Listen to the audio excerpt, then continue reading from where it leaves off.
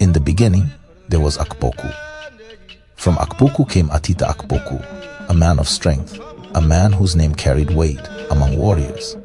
And Atita Akpoku begot 4 sons, Onyerubi Atita, Ezima Atita, Egbebu Atita, and Obam Atita. These were not ordinary men. They were warriors born into a land called Idu, a land ruled by the great Ezechima.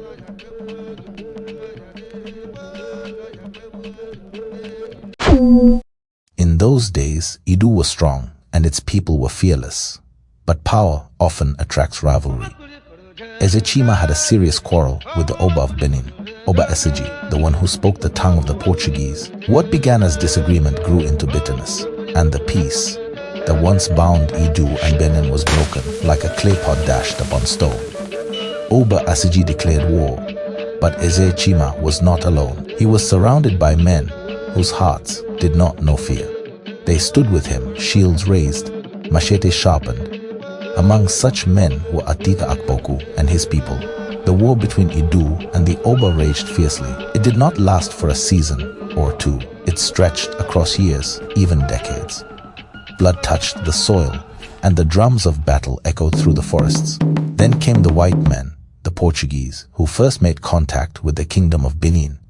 Oba Esseji, wise in strategy, formed an alliance with them. Because he spoke their language, he gained their support. With their backing, the balance of power shifted. In time, the war was decided. The forces of Idu could no longer hold their ground. And so, Ezechima did what a true leader must do when the land can no longer protect its people. He led them away. He gathered his people and journeyed eastward toward what we now call Onitsha. Among those who moved were Atita Akpoku and his brave household.